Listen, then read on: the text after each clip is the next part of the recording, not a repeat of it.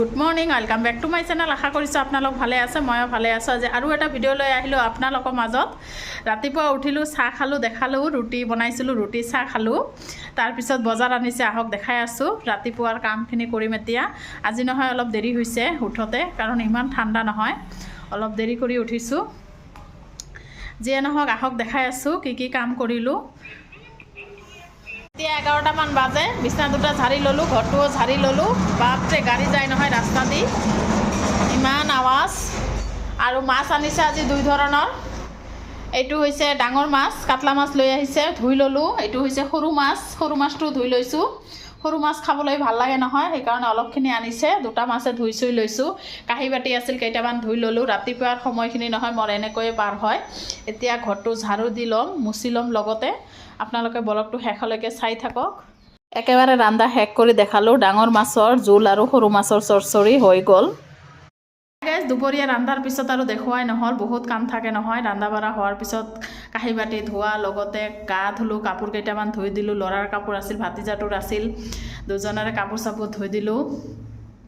আৰু এতিয়া সন্ধিয়া সময় চাহ বনাম, লগতে অলপ চিতৈ পিঠা বনাম, আহক দেখাই আছোঁ। পাকঘৰত সোমালোঁ, চাহ বনাই আছোঁ আৰু ইপিনে চিতৈ পিঠা বনাম, তাৰ কাৰণে ৰেডি কৰিছোঁ। এইটো হৈছে চাউলৰ গুড়ি আৰু নিমখ আৰু অলপ কুহুমীয়া পানী দি গুলি লৈছোঁ। আৰু খিৰিকীটো নহয় বন্ধ কৰি দিছোঁ, ইমান বতাহ আহে, ঠাণ্ডা, বাপৰে বাপ।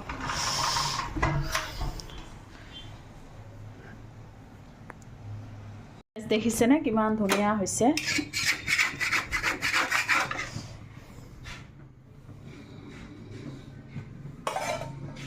পিঠাই বনাইছোঁ, পিঠা আৰু চাহ হৈ গ'ল।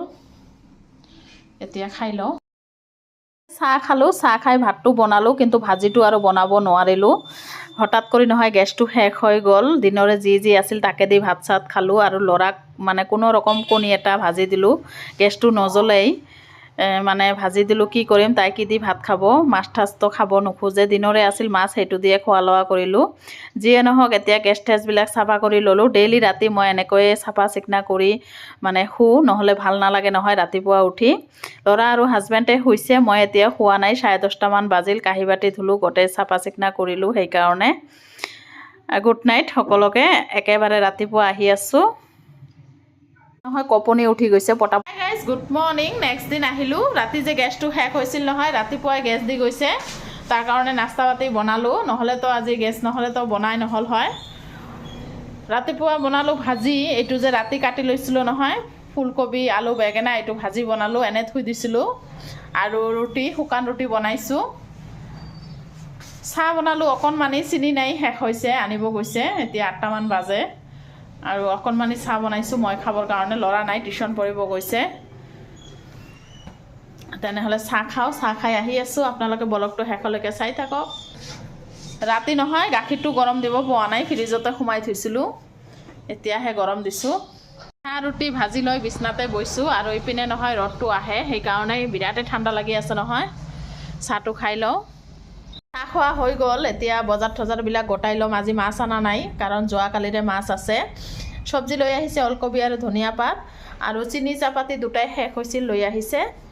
তাৰ আগতে বিছনা পাতি তুলি ল'ম। তাৰ আগতে নহয় কাপোৰ আছে, বহুত ভিজা কাপোৰ আছে, এতিয়া ওপৰত শুকা দিম, আহক দেখাই আছোঁ।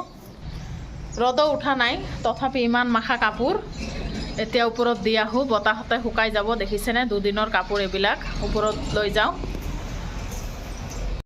চাদৰ ওপৰত আহিছোঁ, কাপোৰবিলাক শুকা দিলোঁ। চাদৰ ওপৰত নহয় অলপ ৰ'দ আছে, তথাপি ৰ'দটো লাগে, আহক দেখাই আছোঁ। ৰ'দটো ওলাই আছে অলপ অলপকৈ।